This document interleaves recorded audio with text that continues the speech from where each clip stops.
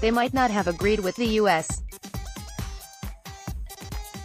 president calling Germany a captive of Russia, but some Republican lawmakers on Wednesday said they believe Donald Trump is right to shame one of America's most important allies into spending more on defense.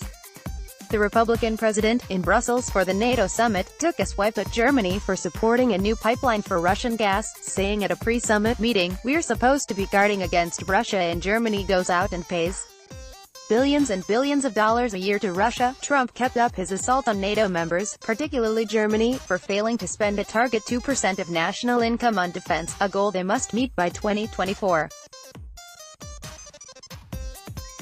He told fellow leaders he would prefer a 4% target, closer to the 3.6% of GDP the United States spends on defense.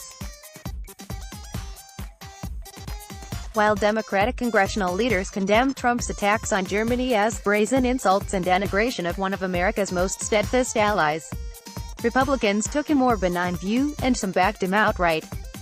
"I think the president is right to raise the issue of whether they're meeting their responsibilities to NATO and whether they are perhaps pulling their punches with regard to their support for NATO because of their dependency on Russia," said Senator John Cornyn, the No. 2 Republican in the Senate. Asked about Trump calling Germany Russia's captive, Cornyn said, "I would not choose that word, but I understand what he's getting at." House of Representatives Speaker Paul Ryan said NATO is indispensable, but Trump was right to point out that Germany and other allies must keep their commitment to increase spending on defense. Germany is the largest economy in the EU. Germany should be committing 2% to defense like they agreed to, Ryan told reporters.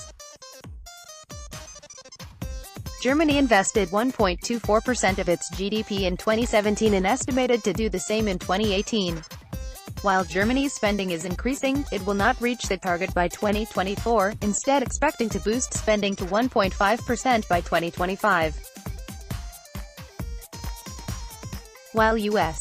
defense spending makes up 70% of combined allied governments' military budgets, just 15% of U.S. expenditure is spent in Europe on NATO-related defense. Senator John Barrasso, a Republican member of the Foreign Relations Committee, threw his support behind Trump's hard line. The president is going to mention the fact that Europe is becoming more and more dependent on Russia for their energy sources, specifically Germany with their invitation to the Nord Stream 2 pipeline. Barrasso told Fox News, "I have been fighting it all the way through." Trump took issue with Nord Stream 2, a new $11 billion pipeline to bring Russian gas across the Baltic Sea that Berlin has supported despite qualms from other EU states. German Chancellor Angela Merkel insists the project is a private commercial venture. Republican Senators Bob Corker and Lindsey Graham also expressed concern about the pipeline. "I don't understand why Germany would be so in favor of supporting that particular supply source instead of diversifying," said Corker, the chairman of the Senate Foreign Relations Committee. Both Corker and Graham, however, hoped Trump would let allies know that NATO is valuable to the United States and needs to be protected and strengthened.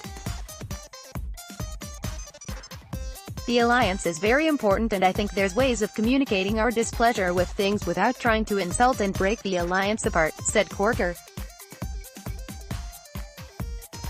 Underscore support for NATO. The Senate and House both voted for resolutions supporting the alliance on Tuesday and Wednesday. Corker's Foreign Relations Committee also voted for a pro-NATO measure on Wednesday. Additional reporting by Amanda Becker, Patricia Zengerle and Susan Cornwell, writing by Mary Milliken, editing by Susan Thomas.